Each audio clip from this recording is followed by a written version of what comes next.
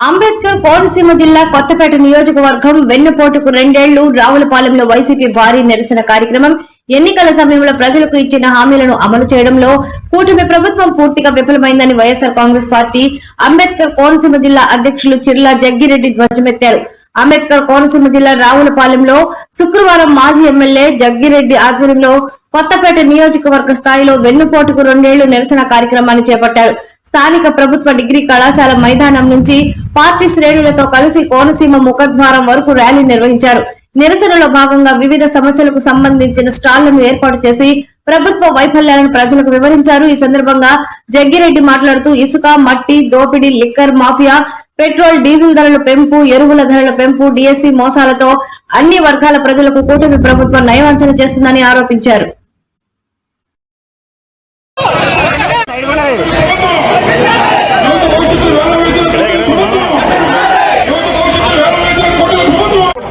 ఏదంటే ధరలు పెంచేయడం వల్ల, విపరీతంగా కరెంట్ రేట్లు పెంచేయడం వల్ల, ధరలు పెంచేయడం వల్ల ఈరోజు సామాన్యులు బతుకున్నారు అనుకుంటుంది.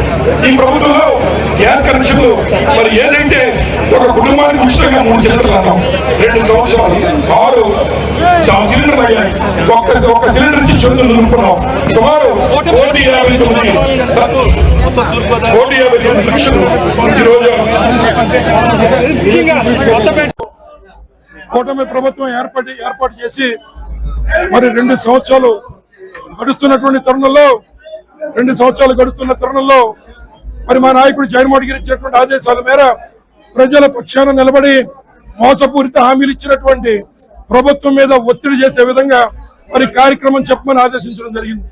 అలాగే మరి ఏదైతే ఈ రాష్ట్రంలో నిరుద్యోగ భృతి 3000 ఇవ్వాల్సినటువంటి తరుణంలో వారికి 2 సంవత్సరాల నుంచి నిరుద్యోగ భృతి ఎగ్గొట్టినటువంటిది ఒక ఎత్తు అయితే, ఈ రోజున మరి మెగా డిఎస్సీ అని చెప్తున్నటువంటి కూటమి ప్రభుత్వం నేడు ఆ పోస్టులను సైతం సాక్షాత్తు విద్యాశాఖ మంత్రి లోకేష్ గారే 15 లక్షల రూపాయలకి అమ్మేసుకునేటువంటి కార్యక్రమం చేస్తున్నారని చెప్పి సందర్భంగా మీకు మనవి చేస్తున్నాం.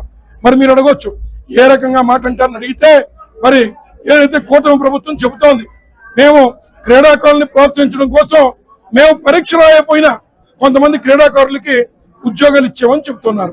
మరి మీరు క్రీడాకారులను ప్రోత్సహించేటప్పుడు పరీక్ష రాయని వారికి మీరు ఉద్యోగాలు ఇచ్చేటప్పుడు ఈ రోజు దుర్గా అనేటువంటి వ్యక్తి మరి ఏదైతే విలువిద్య ప్రదర్శించడంలో మరి నేషనల్ వైడ్ గోల్డ్ మెడల్ వచ్చినటువంటి క్రీడాకారుణ్ణి మీరు ఏ రకంగా వదిలిపెట్టారో నారా చంద్రబాబు నాయుడు గారు, లోకేష్ గారు, విద్యాశాఖ మంత్రి గారు అని ఈ సందర్భంగా అడుగుతున్నాం.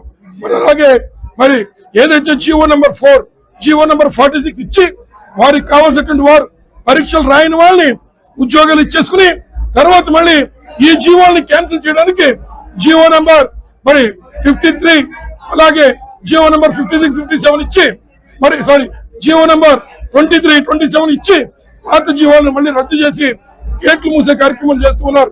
అటువంటి తరుణంలో ఈ రోజు ఎవరైతే నిరుద్యోగులు వారి జీవితాల్ని పనంగా పెట్టి చదువుకుంటున్న వారిని మీరు మోసం చేసి ఇంకా రాజీనామా చేయకుండా మీరెవరో మంత్రులు ఎవరో ప్రెస్ దగ్గరకు వచ్చి నిలబడేటువంటి దమ్ము లేక, చంద్రబాబు నాయుడు గారికి సిబిఐ ఎంక్వైరీ విధించుకునేటువంటి శక్తి లేక ఇవాళ విద్యార్థుల్ని మోసగిస్తూ ఉన్నారు.